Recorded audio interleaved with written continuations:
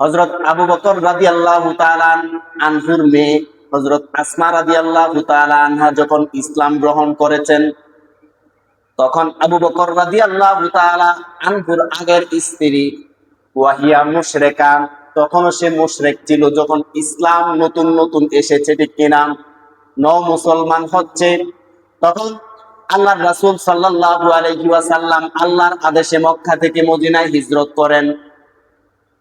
হিজরত কখন করেছেন, হিজরতের সময় কতজন সঙ্গী ছিল, এগুলার বিস্তৃত বর্ণনা আপনারা জানেন।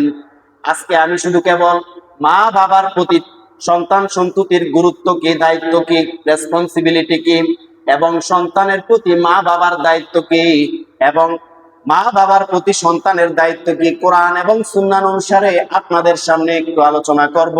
আল্লাহ যেন আমাকে কোরআন এবং সুন্নাহ অনুযায়ী সহি আলোচনা করার তৌফিক দান করে, সকলে বলুন আমিন। হযরত আসমা বিনতে আবু বকর রাদিয়াল্লাহু তাআলা আনহা বলেন, আমরা যখন মক্কা থেকে মদিনা যাব, যখন আমরা মক্কা থেকে মদিনায় চলে গেলাম আমার নবীজির সাথে, আমার মাকে যাওয়ার সময় আমি বললাম, ও মা, আপনি মক্কার মধ্যে থাকিয়েন না, এখানে মায়ের কোনো অধিকার নাই, কাফেরদের কাছে মা বাবার কোনো অধিকার নাই, আপনি ইসলামের সুশীল শান্তির ছায়াতলে চলে আসেন, আমাদের সাথে আসেন। ওই সময় কিন্তু যায় নাই। আসমা বিনতে আবু বকর রাদিয়াল্লাহু তাআলা আনহা যখন মদিনাতে চলে গেছে, তার মা কিছুদিন পরে মক্কার কাফেরদের অত্যাচার আরো বেড়ে গেছে। এমত অবস্থায় কিছুদিন পরে তার মা মক্কা থেকে মদিনার মধ্যে যাইয়া আশ্রয় নিছে। ও মেয়ে, তুমি তো বলেছ আমাকে আমি যাওয়ার জন্য, ওই সময় আসতে পারি নাই, আমি দুঃখিত। এখন আমি তোমার কাছে বিপদের সময় আশ্রয় নিচ্ছি, আমাকে একটু আশ্রয় দাও। ইসলাম কত শান্তির ধর্ম। হযরত আসমা বিনতে আবু বকর রাদিয়াল্লাহু তাআলা আনহা বলেছেন, কি বলেছেন? হযরত আসমা রাদিয়াল্লাহু তাআলা আনহা বলেছেন, মা, ইসলাম শান্তির ধর্ম, ইসলামের মধ্যে অপবিত্রতার কোনো স্থান নেই। আপনি অপেক্ষা করেন, আমি আমার নবীজির কাছে আপনাকে আমি আশ্রয় দেব কিনা, আপনাকে আশ্রয় দেওয়া যাবে কিনা, আমি আমার নবীর থেকে পারমিশন নিতে হবে, অনুমতি নিতে হবে।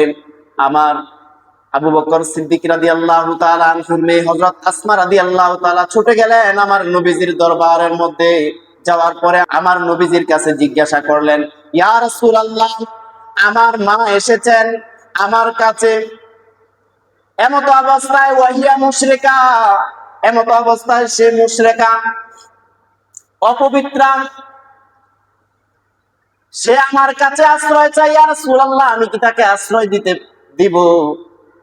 আমি আফাসিলুহা, আমি কি তার সাথে সদ্ব্যবহার করব? এই মুহূর্তে আমি কি আমার মাকে আশ্রয় দেব? আমার নবীজি সাল্লাল্লাহু আলাইহি ওয়াসাল্লাম বলেন, মা বাবা যদি পাগল হয়, মা বাবা যদি মুশরিক হয়, মা বাবা যদি মুশরিকাও হয়, সিলুহা, তুমি ওই অবস্থায় তুমি তার সাথে সদ্ব্যবহার করো। বলেন সুবহানাল্লাহ। মা মুশরিকা ছিল, সে অপবিত্রা, কলঙ্কযুক্ত, এমত অবস্থায় তাকে আদেশ দেওয়া যাবে কিনা, তাকে আশ্রয় দেওয়া যাবে কিনা? আমার নবী বলেছেন, মা বাবা তোমাদের জন্য এত পরিশ্রম করেছেন, তুমি ওই অবস্থায়ও তুমি তোমার মায়ের সাথে সদ্ব্যবহার করো। বলেন সুবহানাল্লাহ।